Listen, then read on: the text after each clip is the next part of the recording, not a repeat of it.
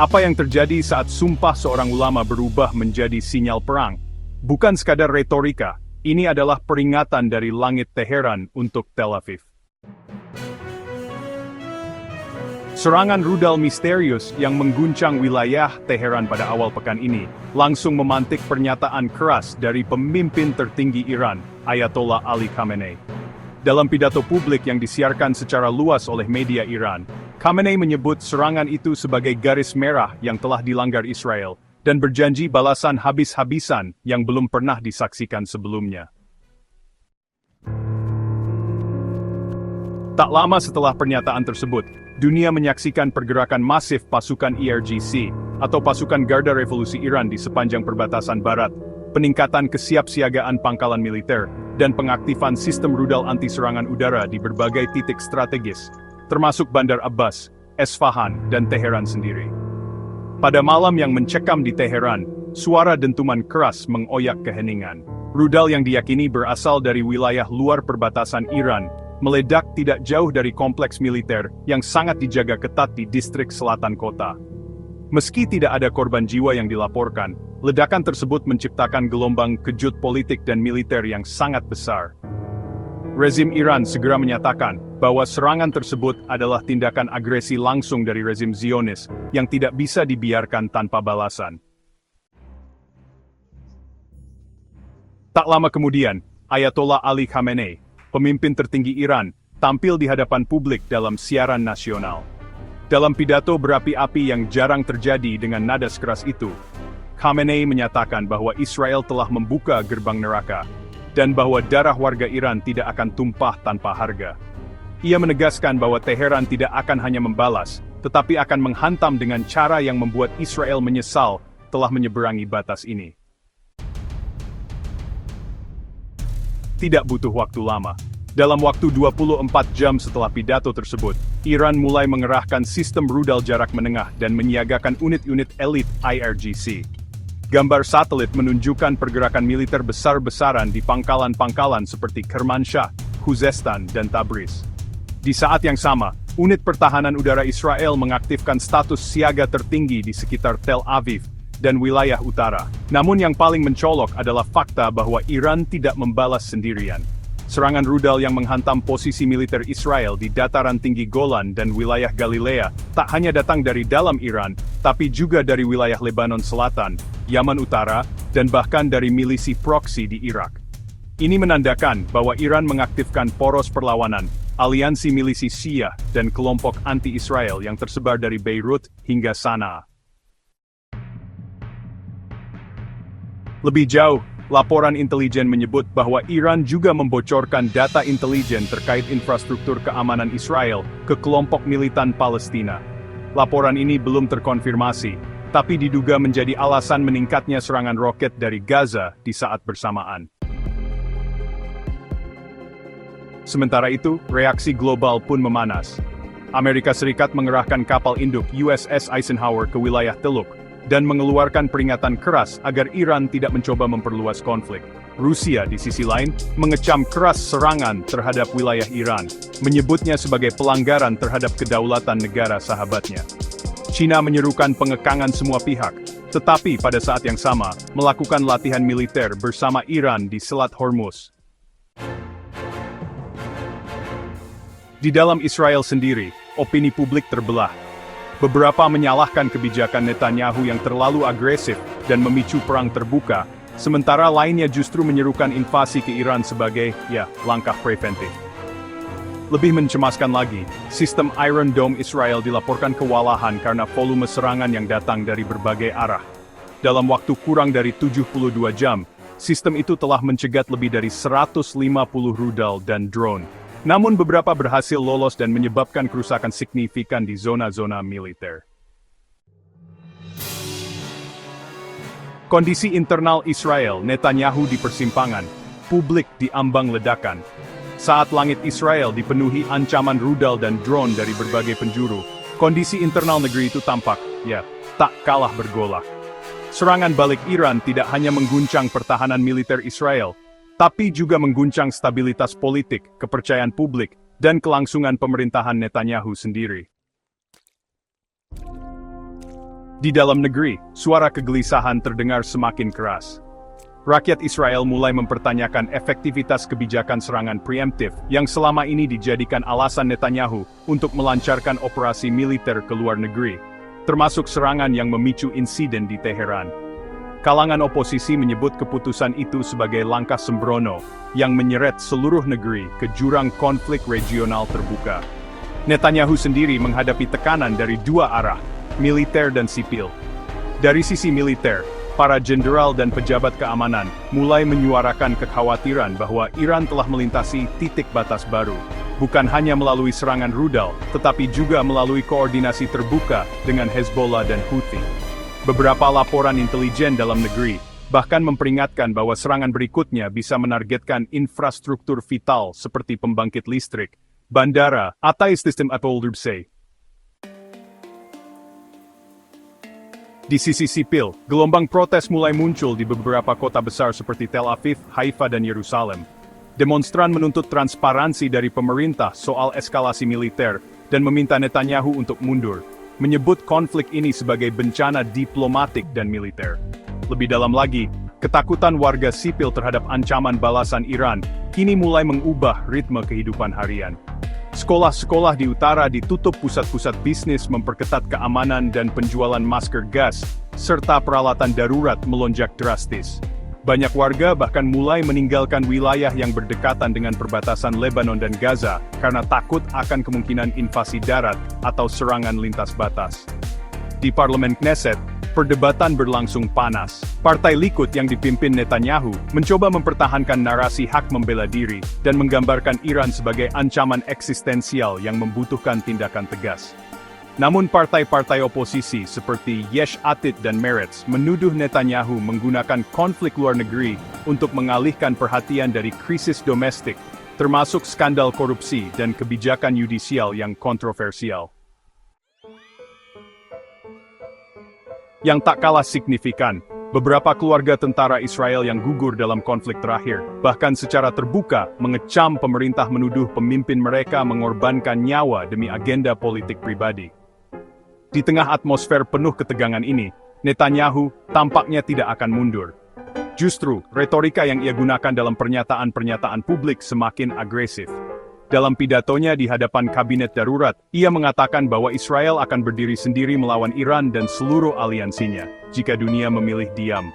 Namun, pernyataan ini justru memperkuat kesan bahwa Israel kini terisolasi secara diplomatik, sementara ancaman militer terus merapat dari segala arah. Aktivasi Hezbollah dan Houthi, serangan dari timur dan selatan. Seiring Iran bersumpah akan melakukan pembalasan habis-habisan terhadap Israel, dua sekutu paling loyal Teheran langsung bergerak, Hezbollah di Lebanon dan Houthi di Yaman. Apa yang awalnya diprediksi sebagai pernyataan solidaritas simbolik, ternyata berkembang menjadi operasi militer nyata yang menghantam jantung sistem pertahanan Israel dari dua arah sekaligus, utara dan selatan. Dari markas rahasia di perbukitan Lebanon Selatan, Hezbollah mulai meluncurkan salvo rudal jarak menengah dan roket Katyusha ke arah posisi militer Israel di dataran tinggi Golan dan sepanjang perbatasan utara. Serangan ini bukan hanya simbolik loh. Beberapa rudal bahkan dilengkapi dengan sistem pemandu presisi, yang diduga berasal dari teknologi Iran sudah ditingkatkan setelah Perang Suriah. Israel pun merespons dengan mengaktifkan Iron Dome dan sistem pertahanan David Sling. Tapi volume serangan yang simultan dari berbagai arah benar-benar membuat sistem pertahanan mereka kewalahan. Akibatnya, beberapa rudal berhasil lolos dan menghantam fasilitas radar serta pos militer IDF, memicu kebakaran besar yang direkam oleh warga sipil dan langsung viral di media sosial. Lebih dari itu, laporan intelijen menyebutkan pasukan elit Hezbollah, unit Radwan, telah bermanuver mendekati pagar perbatasan Israel-Lebanon. Meskipun belum ada konfirmasi mengenai penetrasi darat, sinyal bahwa Hezbollah siap membuka front darat menjadi kekhawatiran besar di Israel. Sementara itu, Syed Hassan Nasrallah, pemimpin Hezbollah, menyatakan dalam siaran televisi bahwa era keunggulan udara Israel telah berakhir. Hari ini, kami tidak hanya membela Iran, kami menuntut balas atas dekade penghinaan terhadap Palestina, Lebanon, dan dunia Islam. Dalam waktu kurang dari 48 jam setelah pernyataan Khamenei, kelompok Houthi di Yaman juga mengklaim telah meluncurkan rudal balistik dan drone tempur ke arah wilayah Israel Selatan. Serangan ini terjadi dari wilayah Sa'ada dan Marib, melintasi Laut Merah, dan menuju area sekitar Eilat dan Negev. Yang mengejutkan, salah satu rudal balistik tersebut hampir mengenai pesawat sipil internasional yang tengah memasuki wilayah udara Israel.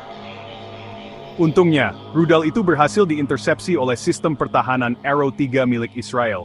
Namun insiden ini langsung memicu krisis diplomatik baru terkait keselamatan penerbangan sipil di kawasan. Media pemerintah Houthi mengklaim bahwa serangan tersebut adalah respon langsung terhadap kejahatan Israel terhadap rakyat Palestina dan sebagai bentuk solidaritas penuh terhadap Iran. Kelompok ini juga mengancam akan menutup Selat Bab al-Mandab bagi kapal-kapal Israel dan sekutunya, yang tentu saja bisa memperburuk situasi perdagangan internasional dan logistik kawasan. Selain rudal dan drone, laporan dari koresponden lokal menyebut bahwa beberapa peluncur bergerak Houthi telah disamarkan sebagai kendaraan logistik sipil, sehingga memperumit upaya intersepsi. Ini jelas menunjukkan bahwa mereka mulai menerapkan taktik hybrid warfare yang pernah digunakan dalam konflik melawan koalisi Saudi. Efek kombinasi dari situasi ini menciptakan apa yang disebut sebagai front tiga arah yang membuat Israel benar-benar tercekik. Dengan aktifnya Hezbollah di utara, Houthi di selatan, dan Iran dari timur, Israel kini menghadapi skenario mimpi buruk serangan terkoordinasi dari tiga sisi. Ditambah gangguan dari Gaza yang tetap sporadis. Ini bukan lagi perang satu lawan satu. Ini adalah bentuk nyata dari poros perlawanan yang selama ini menjadi doktrin strategis Iran dalam menghadapi Israel secara asimetris. Para analis militer menyebut ini sebagai front terbuka paling kompleks dalam sejarah konflik Timur Tengah modern. Bukan hanya aspek militer yang terguncang, tetapi juga aspek diplomasi dan ekonomi. Laporan dari Tel Aviv menyebut bahwa Bandara Ben Gurion sempat ditutup sementara, dan pasar saham Israel mengalami penurunan drastis akibat kepanikan investor. Respons Amerika Serikat dan Rusia kini menjadi sorotan dunia, karena dunia benar-benar berada di ambang krisis global. Dalam konflik paling berbahaya yang pernah meletus di Timur Tengah dalam satu dekade terakhir, perhatian dunia kini tertuju pada dua kekuatan utama, Amerika Serikat dan Rusia. Dua negara yang selama ini sering bersitegang di panggung internasional, kini menghadapi dilema geopolitik besar, memilih untuk menahan eskalasi atau justru terlibat lebih dalam konflik. Amerika Serikat dengan tegas mendukung Israel, tapi tetap ada keraguan untuk melangkah lebih jauh. Pemerintahan Presiden Joe Biden dengan cepat mengutuk serangan rudal Iran ke wilayah Israel dan menyatakan dukungan penuh terhadap hak Israel untuk membela diri. Pentagon juga segera mengirim tambahan kapal perang dan sistem pertahanan ke kawasan Timur Tengah, termasuk USS Dwight D. Eisenhower dan satu skuadron pesawat tempur F-22 ke pangkalan di Qatar dan Bahrain. Namun, di balik retorika dukungan kuat itu, terselip dilema besar. Dalam pertemuan darurat Dewan Keamanan Nasional, para penasihat Biden menyuarakan kekhawatiran bahwa keterlibatan langsung Amerika Serikat dalam konflik militer skala penuh dengan Iran dapat memicu perang regional yang merembet ke Irak, Suriah, bahkan Lebanon. Bahkan, sejumlah senator dari Partai Demokrat mulai mempertanyakan kebijakan luar negeri Biden. Dalam pernyataan terbuka, Senator Bernie Sanders menyebut bahwa dukungan buta kepada Israel tanpa evaluasi terhadap kebijakan militer mereka, bisa membahayakan nyawa ribuan warga sipil di seluruh kawasan. Di sisi publik, protes anti-perang mulai bermunculan di kota-kota besar seperti New York, Los Angeles, dan Chicago. Warga menyerukan agar Amerika Serikat tidak terseret dalam konflik yang mereka anggap sebagai provokasi berulang yang dilakukan atas nama keamanan nasional, tapi berujung pada kehancuran regional. Namun, di kubu Partai Republik, tekanan meningkat agar Biden mengambil tindakan militer terhadap Iran. Senator Lindsey Graham dan mantan Presiden Donald Trump bahkan mendorong serangan preemptif terhadap fasilitas nuklir Iran, sebuah wacana yang, menambah panas suasana global. Di Moskow, situasi ini dipandang sebagai peluang strategis untuk memperlemah pengaruh Barat di Timur Tengah. Presiden Vladimir Putin menggelar pertemuan keamanan nasional dengan para pejabat militernya, dan segera mengirim delegasi diplomatik ke Teheran dan Damaskus. Pernyataan resmi dari Kremlin menyebut bahwa Israel telah melanggar kedaulatan negara lain dan bertindak di luar kerangka hukum internasional, merujuk pada serangan udara IDF ke fasilitas diplomatik Iran di Damaskus, yang memicu seluruh eskalasi ini. Secara militer, Rusia memang tidak menyatakan akan ikut campur langsung. Namun, dukungan intelijen dan logistik kepada Iran dan Suriah ditingkatkan. Beberapa laporan bocor menyebut bahwa sistem radar Rusia di Suriah digunakan untuk memberikan peringatan dini kepada Iran tentang pergerakan jet-jet tempur Israel. Selain itu, Rusia memanfaatkan forum internasional untuk menyerang NATO dan Amerika secara diplomatik. Dalam sidang darurat Dewan Keamanan PBB, Duta Besar Rusia menyebut Amerika Serikat sebagai provokator global dan menyatakan bahwa selama Amerika terus mendukung Israel tanpa syarat, perdamaian di Timur Tengah hanya akan menjadi ilusi. Respons dari dua kekuatan ini menunjukkan betapa konflik Iran-Israel bukan lagi soal dua negara, melainkan dua blok peradaban yang mulai menampakkan garis pertempuran baru. Di satu sisi, Amerika Serikat, Inggris, dan Jerman mendukung Israel.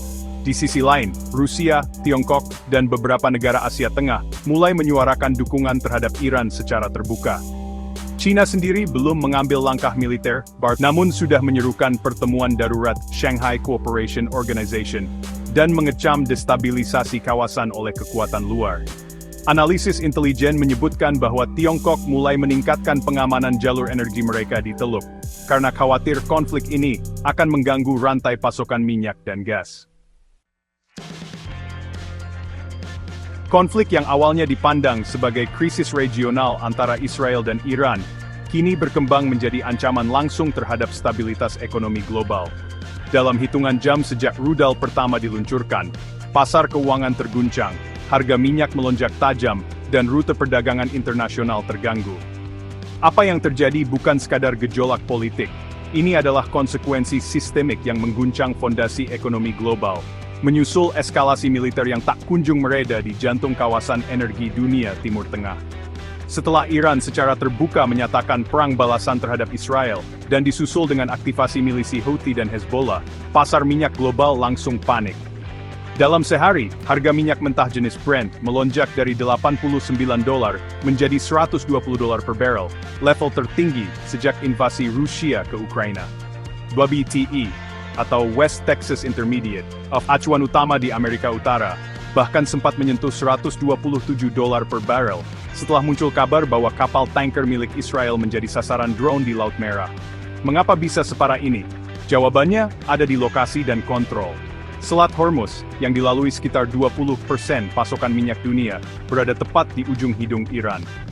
Bab el-Mandeb, pintu masuk ke Laut Merah, kini diintai drone dan rudal Houthi. Eilat dan Haifa, pelabuhan utama Israel, hampir lumpuh akibat ancaman udara. Kondisi ini membuat kapal-kapal tanker enggan lewat. Operator besar seperti Maersk dan BP mulai mengalihkan rute jauh memutar ke selatan Afrika, yang memperpanjang waktu pengiriman dan menaikkan biaya logistik secara drastis. Di sektor penerbangan, situasi tak kalah mengerikan. Langit Timur Tengah saat ini menjadi zona merah bagi maskapai sipil. Setelah insiden rudal balistik Houthi yang hampir mengenai pesawat komersial internasional yang akan masuk ke wilayah udara Israel, puluhan maskapai mengumumkan perubahan rute darurat. Maskapai seperti Emirates, Qatar Airways, Lufthansa, dan Singapore Airlines telah menghindari seluruh wilayah udara Israel, Lebanon, Iran, Irak, dan sebagian Arab Saudi. Ini berdampak besar karena waktu tempuh bertambah hingga 4 hingga 6 jam. Konsumsi bahan bakar melonjak. Slot pendaratan dan jadwal terganggu di hub seperti Dubai dan Doha. Penumpang terkena imbas keterlambatan dan biaya tiket melonjak. Lebih jauh, maskapai penerbangan Amerika seperti Delta dan United bahkan menghentikan sementara seluruh rute ke Israel dan Yordania. Tidak sedikit pula penumpang bisnis membatalkan perjalanan karena asuransi penerbangan langsung menolak klaim perjalanan ke zona konflik. Bukan hanya minyak dan penerbangan, dampaknya menjalar hingga ke rantai pasokan dunia. Banyak kargo elektronik, mesin industri, dan tekstil global transit di pelabuhan Laut Merah. Ketika kapal harus memutar ke selatan Afrika, artinya waktu pengiriman molor 2 minggu hingga 1 bulan. Biaya kontainer naik dari 2.000 menjadi 8.000 dolar per unit. Gudang menumpuk karena jadwal bongkar muat amburadul. Perusahaan multinasional dari Jepang, Korea, hingga Eropa mulai menahan pengiriman ke Timur Tengah. Bahkan produk teknologi seperti chip, sensor, dan alat kesehatan yang biasanya dikirim melalui jalur ini, mengalami kelangkaan di beberapa negara Asia dan Eropa. Pasar global pun bereaksi. Indeks Dow Jones dan Nikkei anjlok. Emas melonjak ke 2.450 dolar per ons, menandakan ketakutan investor. Nilai tukar mata uang negara-negara berkembang terguncang karena investor mulai menarik dana. Indonesia, sebagai negara pengimpor minyak dan pengguna rute dagang Timur Tengah, tidak kebal terhadap efek domino ini. Harga BBM berpotensi naik karena harga minyak dunia tembus 120 dolar. Pemerintah terpaksa menambah subsidi energi, yang bisa menggerus APBN hingga ratusan triliun rupiah. Harga tiket pesawat internasional dan domestik bisa melonjak akibat biaya aftur naik. Barang elektronik, onderdil otomotif, dan komoditas ekspor seperti CPO akan terpengaruh dari sisi biaya logistik dan pengiriman.